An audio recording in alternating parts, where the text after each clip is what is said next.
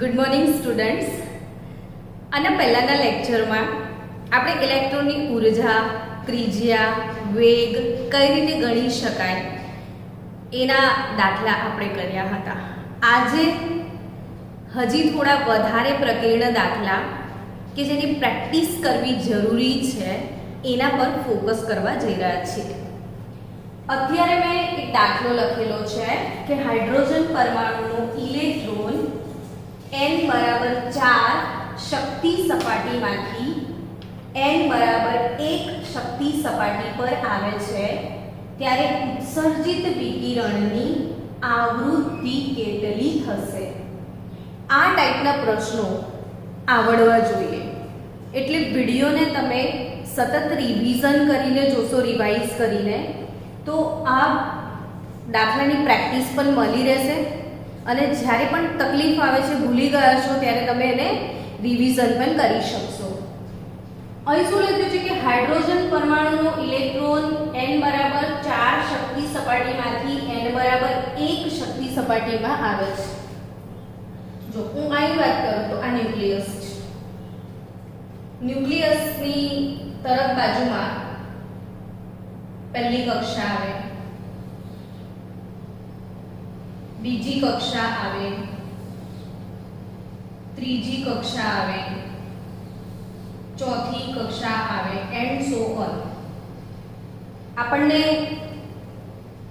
હાઇડ્રોજનના પરમાણવીય વર્ણપટ પરથી એવી ખબર પડી હતી કે હાઇડ્રોજનની અંદર ઇલેક્ટ્રોન 7મા સ્તર સુધી સંક્રમણ કરતો હતો. અને એ કઈ રીતે ખબર પડેલી? તો લાઇમેન શ્રેણીમાં 6 રેખાઓ હતી. જો મને 6 રેખાઓ જોઈએ તો 6 કૂદકા મારવા પડે અને 6 કૂદકા મારવા માટે મારી પાસે 7 પગથિયા હોવા જોઈએ, કેમ કે એક પર હું ઊભા રહીશ. એમ હાઇડ્રોજનના પરમાણવીય વર્ણપટ પરથી આપણને આ જ આઈડિયા આવ્યો કે લાઇમેન શ્રેણીમાં 6 રેખાઓ હતી, જે સજેસ્ટ કરે છે કે હાઇડ્રોજનનો ઇલેક્ટ્રોન 7 ઉર્જા સ્તર સુધી પહોંચ્યો હતો. અહીં આગળ હાઇડ્રોજનનો ઇલેક્ટ્રોન ધારો કે પહેલી કક્ષામાં છે, તો n બરાબર 1 જે છે એ ઉર્જા સ્તરને નીચી ઉર્જા ધરાવતું ઉર્જા સ્તર છે આ, ને આ ઉર્જા સ્તરને ઇલેક્ટ્રોનની ભૂમિ અવસ્થા અથવા એની ધરા અવસ્થા કહેવામાં આવે છે. આ કઈ અવસ્થા કહેવામાં આવે છે? ધરા અવસ્થા. હવે આ ધરા અવસ્થામાંથી ઇલેક્ટ્રોન જમ્પ મારીને ઉત્તેજિત અવસ્થામાં જાય છે અને એને ધારો કે આપણે n બરાબર 2, 3, 4, 5, 6, 7 કોઈ પણ ઉર્જા સ્તર હોઈ શકે. આ પહેલી કક્ષામાંથી બીજીમાં જઈ શકે, પહેલી કક્ષામાંથી ત્રીજીમાં જઈ શકે, પહેલી કક્ષામાંથી ચોથીમાં જઈ શકે. જેવી જેવી ઉર્જાનું શોષણ કરે એવું સંક્રમણ શક્ય બને. ઇલેક્ટ્રોન આ નીચી ઉર્જા ધરાવતી કક્ષકમાંથી ઊંચી ઉર્જામાં જાય, n બરાબર 1 થી હાયર લેવલમાં જાય, ત્યારે એને શું કરવું પડે? ઉર્જાનું શોષણ કરવું પડે. પણ જ્યારે એ પાછો આવે, ઉત્તેજિત અવસ્થામાંથી ભૂમિ અવસ્થામાં પાછો આવે, ત્યારે ઉર્જાનું ઉત્સર્જન થાય. ને આ ઉર્જા જે છે ને એનું ઉત્સર્જન વિકિરણ સ્વરૂપે થાય. ઉર્જાનું ઉત્સર્જન બાળકો વિકિરણ સ્વરૂપે થાય. ને એ વિકિરણ એટલે ચોક્કસ આવૃત્તિ ધરાવતું વિકિરણ હોય ને એની આવૃત્તિ હોય એ પ્રમાણે વર્ણપટમાં રેખા મળતી હોય છે. એટલે આ જે ઇલેક્ટ્રોનિક સંક્રમણ છે, આના આધારે જો તમને એમ પૂછું કે n બરાબર 7 માંથી n બરાબર 1 માં આવે, તો આનો અર્થ એવો થાય કે એ ઉર્જાનું શું કરે છે? ઉત્સર્જન. જો તમને કોઈ એમ કે n બરાબર 1 થી n બરાબર 4 તો આ 1 માંથી 4 માં જાય છે, અર્થાત નીચી ઉર્જા ધરાવતી કક્ષકમાંથી ઊંચી ઉર્જામાં જાય તો અહીંયા ઉર્જાનું શું થાય બાળકો? શોષણ થાય. n બરાબર 2 થી n બરાબર 5 માં ગયો તો ઉર્જાનું શું થાય? શોષણ થાય. n બરાબર 6 થી n બરાબર 4 માં આવો, ઊંચી ઉર્જાથી નીચી ઉર્જા તો ઉર્જાનું શું થાય બાળકો? ઉત્સર્જન થાય. તો આ વાત અહીંયા તમારે ખાસ યાદ રાખવાની છે કે 1 માંથી 4 માં જાય તો શોષણ, બટ 4 માંથી 1 માં આવે તો ઉત્સર્જન. એટલે ક્યારે શોષણ થાય અને ક્યારે ઉત્સર્જન થાય એ તમને સમજાવવું જોઈએ. વળી જો આ ઇલેક્ટ્રોનને કોઈ બહુ જ બધી ઉર્જા આપી દે, વધારે પડતી ઉર્જા મળી જાય તો આ ઇલેક્ટ્રોન કૂદકો મારીને સીધો બહાર પણ આવી જશે, ડાયરેક્ટ બહાર પણ આવી શકે અને ઇલેક્ટ્રોને આખા પરમાણુને છોડી દીધો. જો થોડી ઉર્જા આપીએ તો પહેલાથી બીજામાં આવે, કદાચ વધારે આપીએ તો પહેલામાંથી ત્રીજામાં આવે, હજી વધારે આપીએ તો પહેલામાંથી ચોથામાં આવે, હજી થોડો બોર્નવિટા વધારે પીવડાવો તો પહેલામાંથી પાંચમામાં આવે. પણ 10-12 ગ્લાસ બોર્નવિટા પીવડાવી દો તમે, વધારે પડતી ઉર્જા આવી જાય કે વધારે ઉત્તેજિત થઈ જાય તો પરમાણુને છોડીને બહાર આવતો રહે ને આવા ઇલેક્ટ્રોનને મુક્ત ઇલેક્ટ્રોન કહેવાય. આવા ઇલેક્ટ્રોનને બાળકો શું કહેવાય? મુક્ત ઇલેક્ટ્રોન. આની ઉર્જા શૂન્ય ગણાય. મુક્ત ઇલેક્ટ્રોનની ઉર્જા કઈ ગણાય? શૂન્ય. અને તમને ખબર છે કે આપણે આમ ન્યુક્લિયસ તરફ જઈએ, આમ જઈએ તો ઉર્જા ઘટે ને ન્યુક્લિયસથી દૂર આવો તો ઉર્જા વધે. ને આ ઇલેક્ટ્રોન બહાર છે ને 0, હવે આમ જાવ તો ઉર્જા ઘટે. એટલે જ તો ઉર્જાના સમીકરણમાં માઈનસ ચિહ્ન આપવામાં આવ્યું છે, કારણ કે તમે અંદરથી બહારથી અંદર તરફ જશો તો ઉર્જામાં ઘટાડો થાય છે, એટલે ઉર્જાના સમીકરણમાં માઈનસ ચિહ્ન આપવામાં આવ્યું છે. હવે બીજી વાત કે તમને અહીંયા કોઈ પ્રશ્ન પૂછે છે કે ઇલેક્ટ્રોન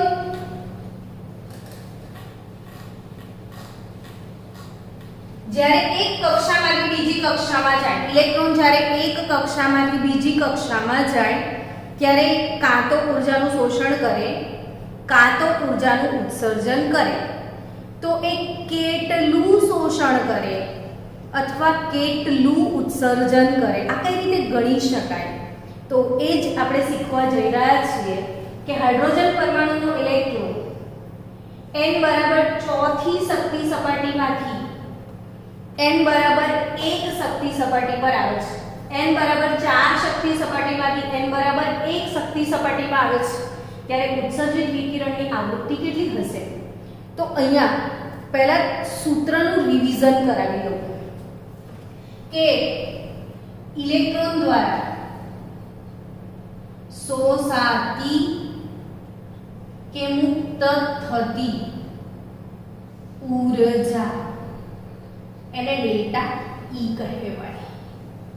ઉર્જા એટલે એનર્જી, ડેલ્ટા E. આ શોધવાનું સૂત્ર છે RH into Z² બ્રેકેટમાં 1/ni² minus 1/nf². Formula જેટલા સારી રીતે તૈયાર કરશો ને એટલા દાખલા બહુ ઈઝી થઈ જશે.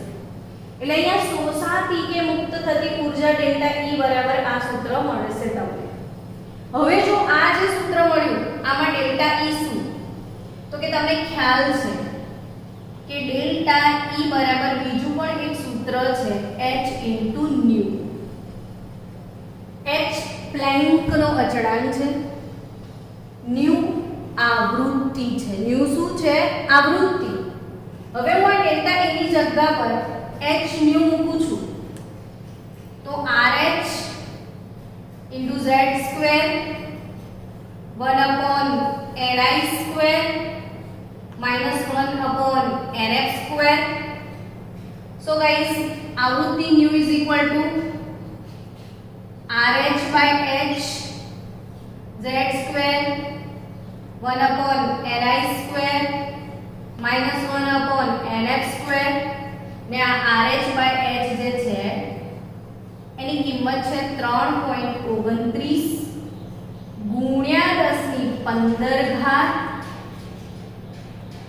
z square 1/ni² -1/nf² ને આવૃત્તિનો એકમ હર્ટ્ઝ, હેનરી હર્ટ્ઝની યાદમાં એનો એકમ શું છે? હર્ટ્ઝ અથવા પર સેકન્ડ હોય છે.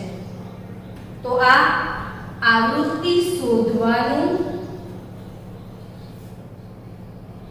રીડ્સનું સમીકરણ છે. આવૃત્તિ શોધવાનું કોનું સમીકરણ છે બાળકો? રીડ્સનું સમીકરણ છે. હવે આ રીડ્સના સમીકરણ વડે અહીંયા તમે આવૃત્તિ શોધી શકો છો. આ દાખલામાં તમને એક પ્રશ્ન પૂછ્યો છે, જુઓ કે n બરાબર 4 શક્તિ સપાટીમાંથી n બરાબર 1 શક્તિ સપાટીમાં છે. તો બાળકો n ઇનિશિયલ તરીકે તમારે 1 લેવાનું ને ફાઇનલ તરીકે તમારે 4 લેવાનું. એટલે 1 2 4 લઈ લેજો. તો ડેલ્ટા E, અચ્છા આમાં ઊર્જા નથી શોધવાનું, શું શોધવાનું છે? આવૃત્તિ. તો આવૃત્તિ શોધવાનું સૂત્ર nu બરાબર 3.29 ગુણ્યા 10⁻15 into bracket 1/ni² -1/nf². So 3.29 into 10⁻15 1/1 વર્ગ ઓછા 1/4 વર્ગ. તો 3.29 ગુણ્યા 10⁻15 1/1 વર્ગ 1 અને આ થશે 16.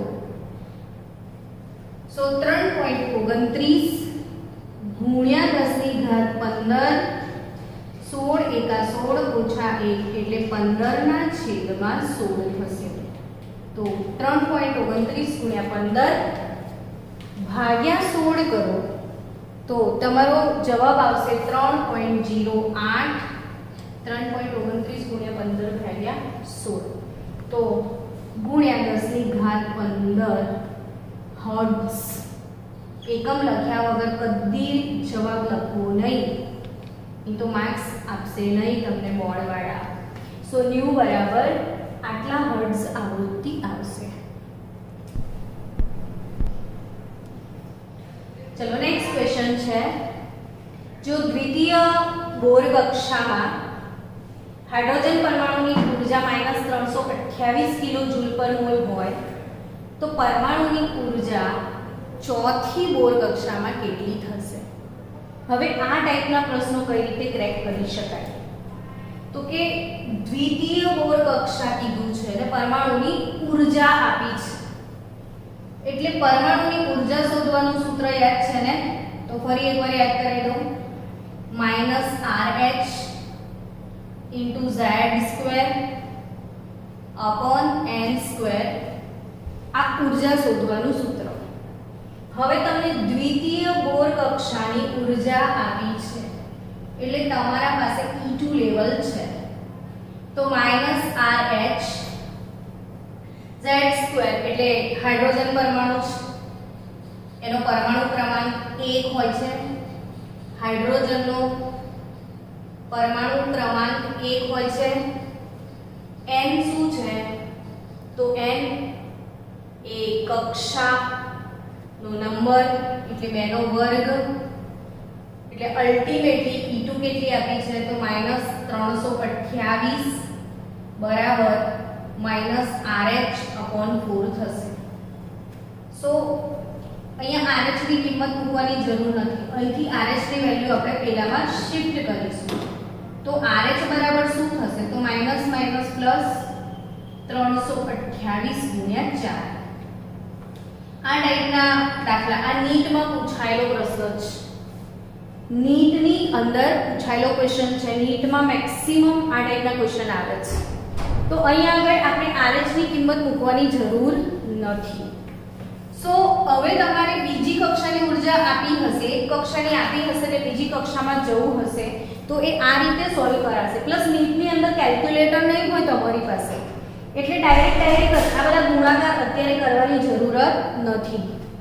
હવે જો આપણે આગળ વધીએ તો E4 લેવલની એને બોર્ડની ચોથી કક્ષાની એટલે E4 લેવલમાં જવું છે. -RH m તો એક જ છે, 4 એટલે 4 નો સ્ક્વેર થશે. તો અહીંયા RH ની કિંમત આ રહી 328 ગુણ્યા 4. RH ની આ કિંમત જે છે આ કિંમત આપણે અહીં મૂકી દેવાની છે 328 ગુણ્યા 4 અપોન 4 નો વર્ગ એટલે 4 ગુણ્યા 4. તો 328 ભાગ્યા 4 8 32 થશે, 4 8 32 થશે ને 4 દુ 8 થશે એટલે 82 અને આ માઈનસ તો -82. હવે એકમ શું આપ્યો છે તો કે કિલો જૂલ પર મોલ. તો આનો એકમ પણ શું આવશે કિલો જૂલ પર મોલ.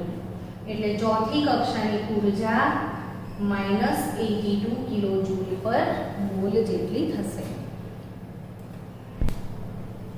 ઓકે સ્ટુડન્ટ, આ ક્વેશ્ચન જે મેં અહીંયા લખ્યો છે એ નીટ 2011 માં પૂછાયેલો પ્રશ્ન છે.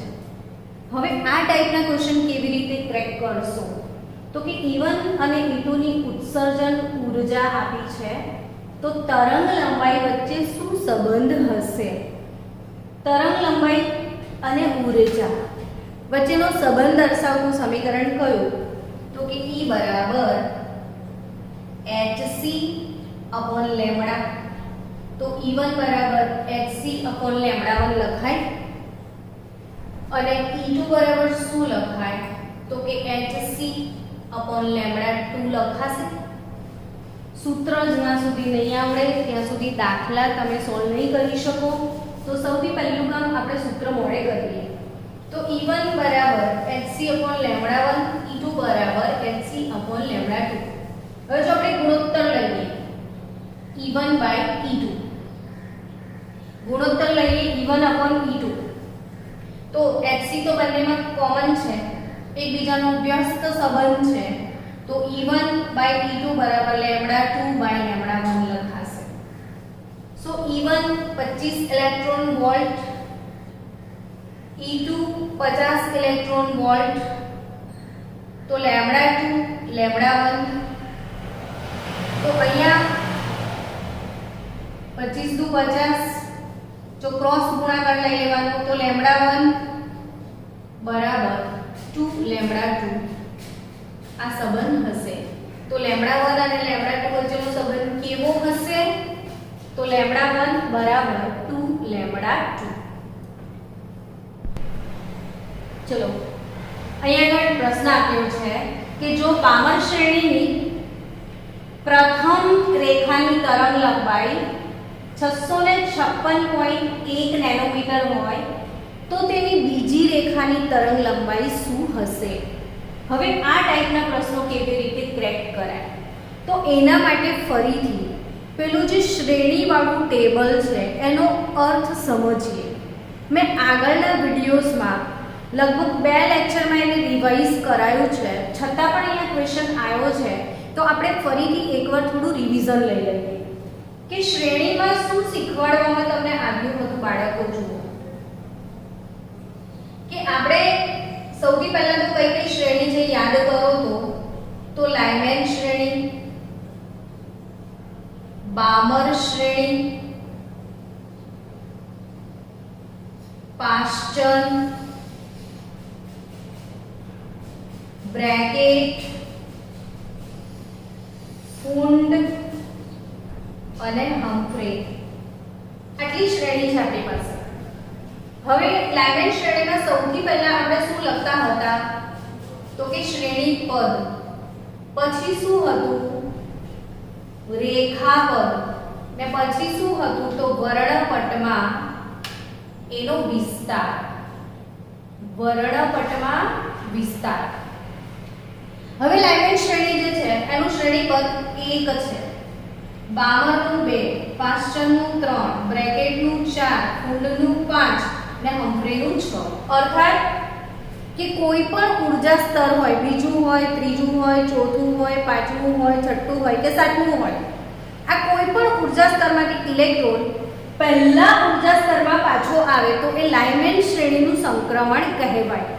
જો સમજજો કે n બરાબર 7 થી n બરાબર 1, n બરાબર 6 થી n બરાબર 1, n બરાબર 5 થી n બરાબર 1. જો અહીંયા કોમન વસ્તુ શું છે? n બરાબર 1.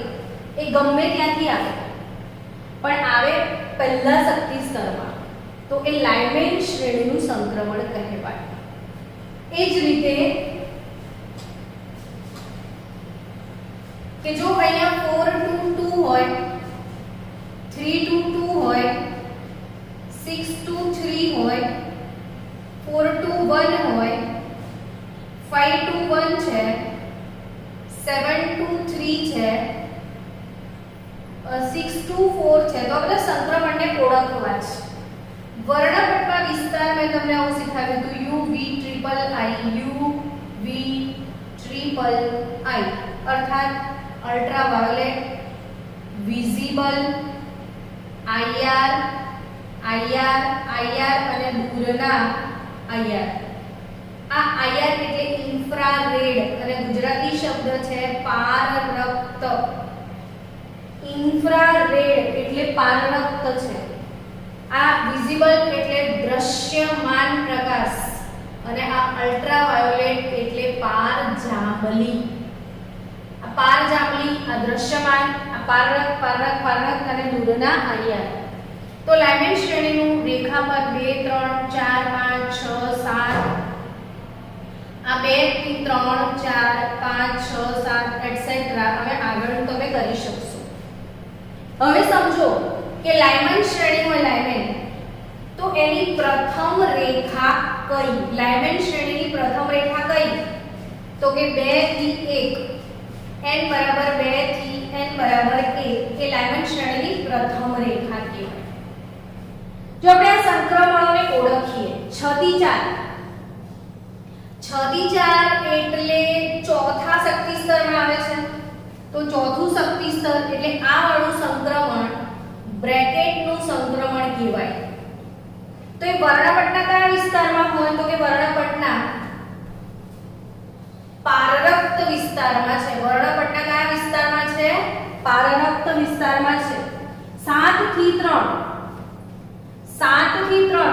માં એટલે પાશ્ચન શ્રેણીનું આ સંક્રમણ છે.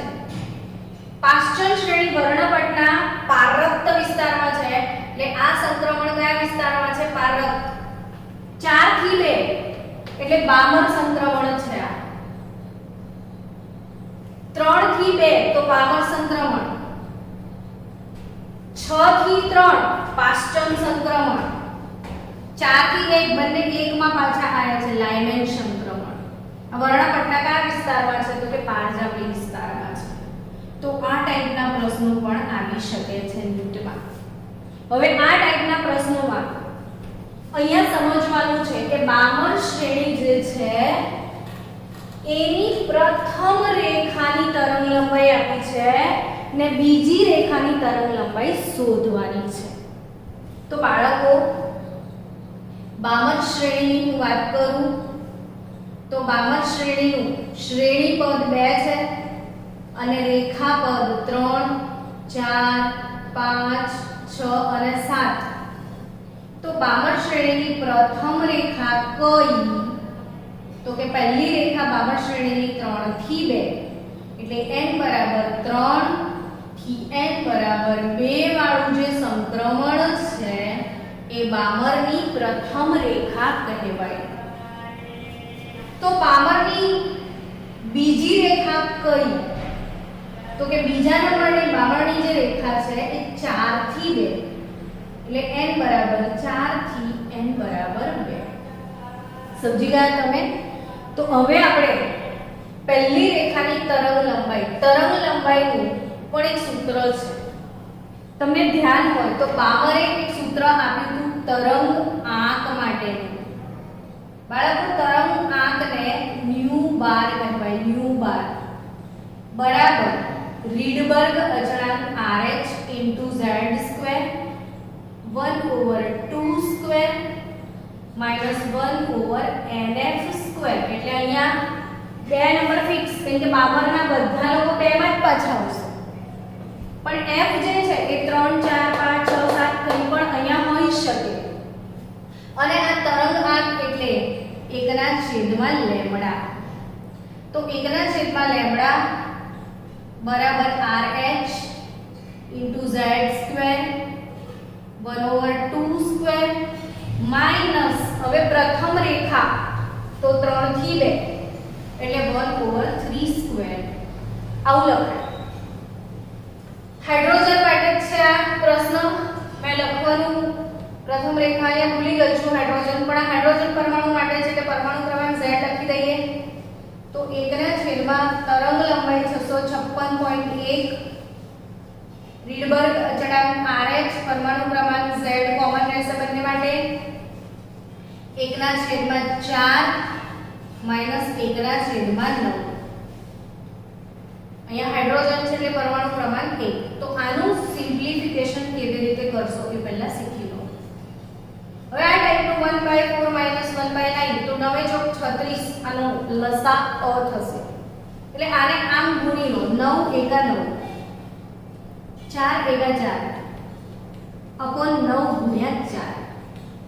આ રીતે સોલ્વ કરાય. 9 ઓછા 4 ભાગ્યા 9 ગુણ્યા 4.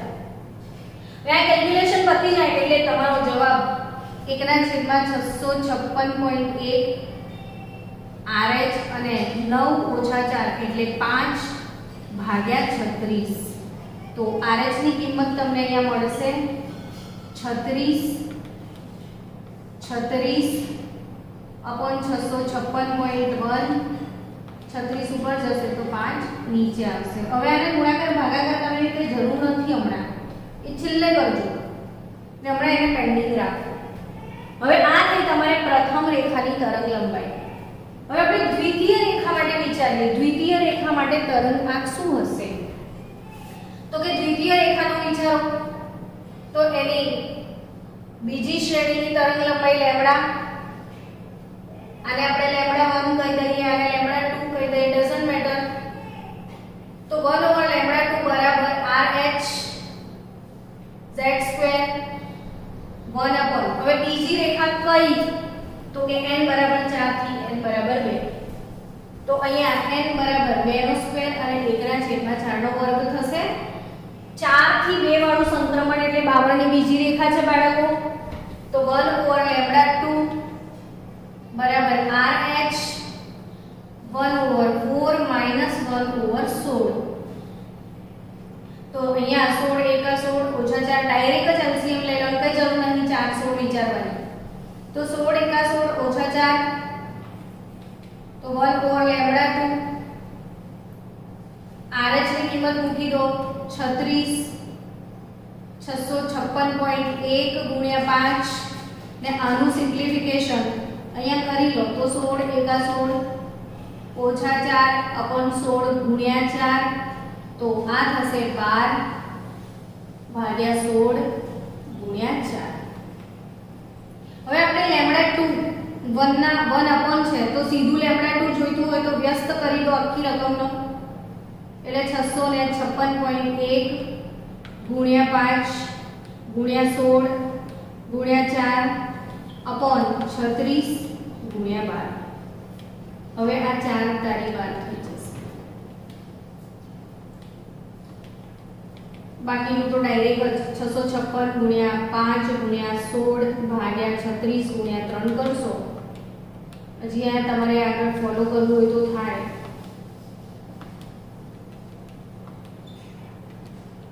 એટલે આ 5 ચોક 20 656.1 ગુણ્યા 20 ભાગ્યા 27 એટલે તમારો જવાબ આવશે 486 નેનોમીટર.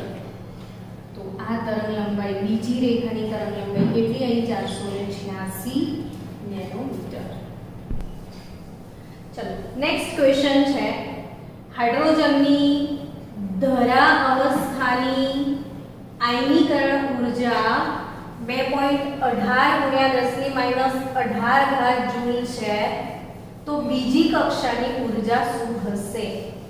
તો ધરા અવસ્થાની આયનીકરણ ઉર્જા આટલી હોય તો બીજી કક્ષાની ઉર્જા શું હશે આ પ્રશ્ન છે. હવે એના માટે આપણે સમજવું પડે કે આ આયનીકરણ ઉર્જા એટલે શું. જ્યારે જ્યારે આવા દાખલા પૂછાય ને તો આયનીકરણ ઉર્જાને તમે RH તરીકે લઈ શકો. સીધું આયનીકરણ ઉર્જાનો શું નીકળી જાય? RH, રીડબર્ગ અચળાંક RH ની જગ્યાએ આયનીકરણ ઉર્જા મૂકી દો તો ડાયરેક્ટ આન્સર આવી જાય.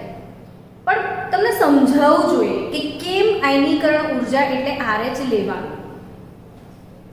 હવે આ ન્યુક્લિયસ, આ પહેલી કક્ષા, બીજી કક્ષા, ત્રીજી ડેશ ડેશ ડેશ સાતમી કક્ષા. હવે ઇલેક્ટ્રોન ક્યાં છે? તો કે ધરા અવસ્થામાં. ધરા અવસ્થા એટલે હાઇડ્રોજન માટે પહેલી કક્ષા. હાઇડ્રોજનમાં એક જ ઇલેક્ટ્રોન છે, એક જ ઇલેક્ટ્રોન પહેલી કક્ષામાં છે. પહેલી કક્ષા એટલે એની ધરા અવસ્થા. હવે આ ઇલેક્ટ્રોન પર બહારથી ઉર્જા આપાત થાય. આ ઇલેક્ટ્રોન પર બહારથી શું આપાત થાય? ઉર્જા.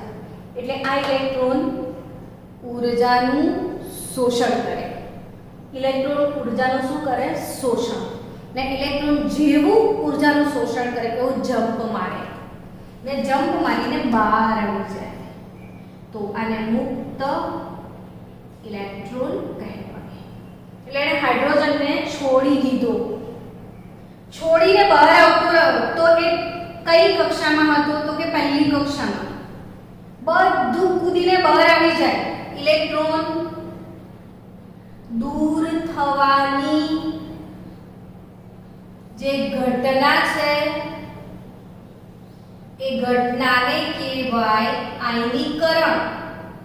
અને તેના માટે આપવી પડતી ઉર્જાને શું કહેવાય? આયનીકરણ ઉર્જા. એટલે અહીંયા જે ઉર્જાનું શોષણ થયું એ ઉર્જાનું નામ શું છે? તો કે આયનીકરણ ઉર્જા છે. એટલે ઇલેક્ટ્રોન મુક્ત થઈને બહાર આવી ગયો. બહારની કક્ષા કઈ? તો કે આપણે નહીં જાણતા એટલે એને અનંત કક્ષા કહેવાય. એટલે અહીં આપણે ઇલેક્ટ્રોનિક સંક્રમણ કર્યું તો n બરાબર 1 થી n બરાબર ઇન્ફાઇનાઇટ. n બરાબર 1 થી n બરાબર ઇન્ફાઇનાઇટ. પહેલી કક્ષામાંથી એ અનંત કક્ષામાં બહાર આવી જાય છે. તો હવે બહાર આવી જાય છે એટલે કયું સંક્રમણ? તો કે n બરાબર 1 થી n બરાબર આલ્ફા. હવે જો સમજજો કે આ ધરા અવસ્થાની આયનીકરણ ઉર્જા એટલે ડેલ્ટા E બરાબર RH Z2 એક લઈ લઈએ, હાઇડ્રોજન છે એટલે તો 1/ni² -1/nf². આ સૂત્ર તમને ખ્યાલ છે જ. ઇલેક્ટ્રોન એક કક્ષામાંથી બીજી કક્ષામાં કૂદકા મારે ત્યારે શોષાતી ઉર્જા એટલે ડેલ્ટા E. હવે આયનીકરણ ઉર્જા એટલે કે પહેલાથી આલ્ફામાં ગયો, ઇન્ફાઇનાઇટમાં ગયો તો અહીંયા RH n બરાબર 1 પહેલી કક્ષા ને ઇન્ફાઇનાઇટ એટલે બહાર જતો રહ્યો તો ઇન્ફાઇનાઇટ નો સ્ક્વેર બરાબર ડેલ્ટા E કેટલી આપી છે? તો કે 2.18 × 10⁻18 જૂલ. તો અહીંયા 1/1 અને 1/α मतलब 1/ઇન્ફાઇનાઇટ અને વેલ્યુ 0 થાય. 1/ઇન્ફાઇનાઇટ ની વેલ્યુ 0 થઈ જાય. સો ગાઈસ RH ડાયરેક્ટ તમને મળી ગયો 2.18 × 10⁻18. એટલે મેં કીધું હતું કે જે આયનીકરણ ઉર્જા આપે તેને સીધે સીધું તમારે RH તરીકે લઈ લેવાનું. હવે મને બીજી કક્ષાની ઉર્જા પૂછી તો બીજી કક્ષાની ઉર્જાનું સૂત્ર શું? તો કે -RH Z² upon n². તો બીજી કક્ષાની ઉર્જા એટલે 2 નો વર્ગ 4. પરમાણુ ક્રમાંક Z 1 છે. RH ની વેલ્યુ અહીંથી લેવાની છે તો -2.18 ગુણ્યા 10⁻18 ભાગ્યા 4 એટલે આ કરો ભાગાકાર તો 4 × 5 = 20. 1 એક વધ્યો, 4 ચોક 16, 2 વધ્યા, 4 45, 0.545 into 10⁻18 આ દ્વિતીય કક્ષાની ઉર્જા જૂલમાં થશે. તો આ પ્રશ્ન આ રીતે ક્રેક કરાશે.